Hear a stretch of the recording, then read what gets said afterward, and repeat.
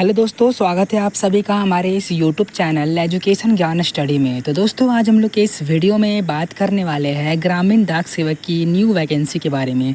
जैसा कि आपको पता है कि इस महीने काफ़ी वैकेंसी आ रही है, तो मैं आपको सारी वैकेंसी के अपडेट मैं आपको अपने इस चैनल में दे रहा हूँ। खास करके झारखंड की जितनी वैकेंसी आती है उसकी मैं अपडेट आपको ज़्यादा दिया करता हूँ। तो अगर आप लोग को भी जॉब चाहिए 2024-2025 के अंदर, तो आप लोग मेरे चैनल को सब्सक्राइब कर लीजिए ताकि आपको जेन्युइन नोटिफिकेशन मिल सके मेरे चैनल के माध्यम से। अब चलिए हम लोग देख लेते हैं ये फॉर्म के बारे में पूरी जानकारी। सबसे पहले देख लेते हैं ये फॉर्म आज के डेट में रिलीज़ हो चुकी है। इसका जो लास्ट डेट होने वाला है ये आपका होने वाला है 5 अगस्त तक। 5 अगस्त तक आप इस फॉर्म को भर सकते हैं। आपको यहाँ पर टोटल 20 दिन का टाइम दिया गया है ये फॉर्म को भरने के लिए। उसके बाद अगर आप लोग फॉर्म भरते हैं, अगर आप लोग कुछ गलत हो जाता है, अगर आप लोग चाहते हैं कि नहीं मुझे एडिट करना है, तो आप 6 से लेकर 8 तक आप उसको एडिट कर सकते हैं।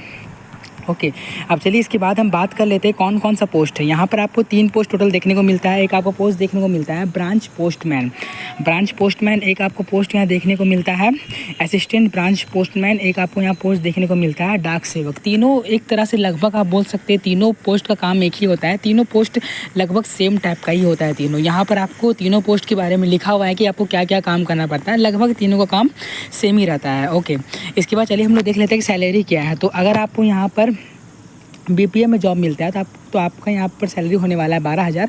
अगर आपको यहाँ पर एबीपीएम या तो फिर डाक सेवक में जॉब मिलता है आपका यहाँ पर सैलरी होने वाला है 10,000 सैलरी आपका यहाँ होने वाला है। अब चलिए यहाँ पर बात कर लेते हैं इसके अलावा और क्या है। इसमें आपको रहने खाना कुछ नहीं मिलेगा, सब आपको खुद से ही अरेंज करना पड़ेगा, रहना खाना सारा। इसमें आपको यहाँ पर केवल आपको सैलरी दिया जाएगा, इसमें आपको रहना खाना कुछ नहीं है। और सबसे इंपॉर्टेंट बात ये है कि ये फॉर्म का जो सिलेक्शन होने वाला है ये आपका मेरिट बेसिस में होने वाला है। आपको पता है कि जितना भी गवर्नमेंट जॉब का फॉर्म आता है सारा में आपको एग्जाम देना पड़ता है, एग्जाम आपको क्रैक करना पड़ता है, काफ़ी हार्ड कंपटीशन होता है। लेकिन आप लोग को ये पहला एक वैकेंसी देखने को मिलता है जो हर साल आता है। इस वैकेंसी में क्या होता है कि आपको 10th में अगर आपका सही नंबर है, लेकिन पहला बात कि यहाँ आपका कट ऑफ हाई जाता है। मुश्किल से मान सकते हैं कि अगर 10th में अगर आपका 85% एबव अगर आपका या तो फिर 80% एबव है तभी आपका यहाँ सिलेक्शन हो सकता है। 80% से कम है तो आप भूल जाइए सिलेक्शन यहाँ पर होने वाला है, क्योंकि यहाँ पर काफ़ी ज़्यादा यहाँ पर उठाता है परसेंटेज में। एज लिमिट की बात करें तो यहाँ पर मिनिमम होना चाहिए आपके पास एज होना चाहिए 18 साल, और आपका यहाँ मैक्सिमम एज आपका यहाँ होना चाहिए 40 साल। आपका यहाँ मैक्सिमम में 40 साल आपका यहाँ पर होना चाहिए। अब चलिए यहाँ पर हम देख लेते हैं कि रिलैक्सेशन क्या मिलेगा। अगर आप SC ST तो आपको 5 साल की छूट मिलता है जो कि हर फॉर्म में मिलता है। अगर आप OBC तो आपको यहाँ 3 साल छूट मिलता है। अगर आप EWS आपको यहाँ कोई छूट नहीं मिलेगा। अगर आप PWD में आते हैं, अगर मतलब आपके पास अगर कोई डिसेबिलिटी है आपको यहाँ 10 साल का छूट मिलेगा। अगर आपके पास कोई डिसेबिलिटी और अगर आप OBC में आते हैं तो आपको यहाँ 13 साल का छूट मिलेगा। अगर आप यहाँ पर PWD अगर आप SC ST में आते हैं आपको यहाँ 15 साल का छूट देखने को मिलेगा। इसका मतलब कि 55 साल तक ये फॉर्म को भर सकते हैं जो अगर डिसेबिलिटी में SC ST में आते हैं, समझे।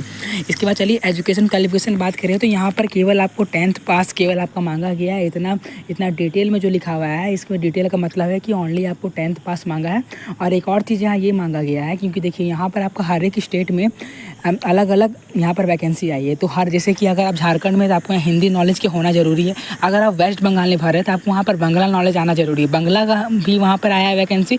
अगर आपको हिंदी आता है तो हिंदी रीजन वाले में भी वैकेंसी आया है। इसका मतलब कि हर एक स्टेट में जो वहाँ का लोकल लैंग्वेज है उसमें भी आई है वैकेंसी, और जो वहाँ का जो हिंदी लैंग्वेज है हिंदी लैंग्वेज में वैकेंसी आपको देखने को मिल रहा है।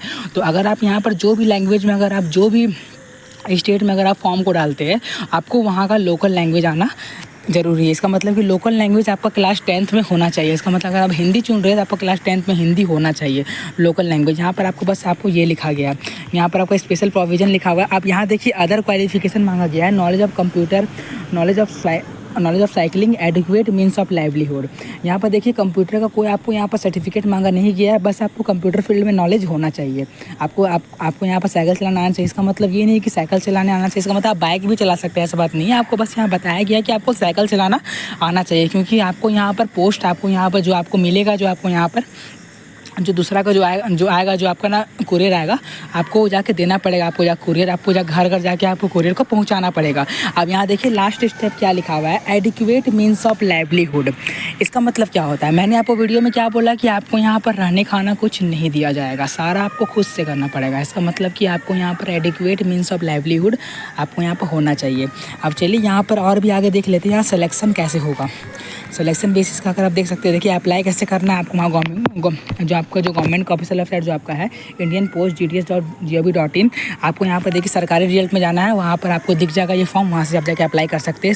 यहाँ पर देखिए सिलेक्शन क्राइटेरिया क्या है, मेरिट बेसिस में। मैंने आपको जो बोला है कि आपका यहाँ पर मेरिट बेसिस में सिलेक्शन होने वाला है, जो यहाँ पर साफ साफ लिखा हुआ है। आप चलिए देखते हैं कितना मार्क्स मेरिट में मिलेगा।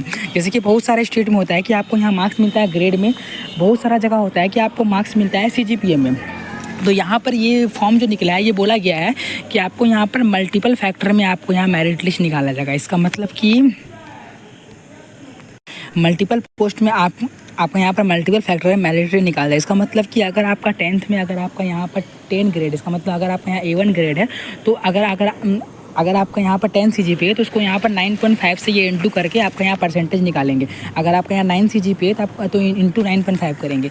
ये आपको खुद से इंटू नहीं करना है, ये आपका सिलेक्शन होगा वो लोग खुद से ये काम कर लेंगे। आपको ये खुद से नहीं करना है, आपको जितना मार्क्स आया आपको बस वो सीधा आपको देना है।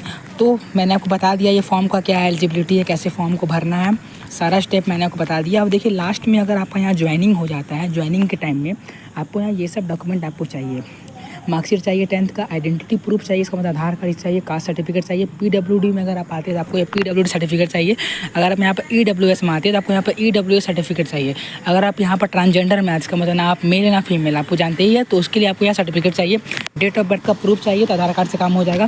फिर मेडिकल सर्टिफिकेट आपको चाहिए, और आपको यहाँ पर जो भी सर्टिफिकेट चाहिए, certificate issue by the complete authority of knowledge of local in case of inquiry. मतलब अगर आप यहाँ पर अरुणाचल प्रदेश से, तो आपको यहाँ पर अलग सर्टिफिकेट कुछ दिया हुआ है, आप मतलब देख लीजिएगा। अगर आप अरुणाचल प्रदेश से अगर आप बिलोंग करते हैं तो कैसा लगा आपको आज का इन्फॉर्मेशन? अगर अच्छा लगा तो वीडियो को लाइक करें और चैनल को सब्सक्राइब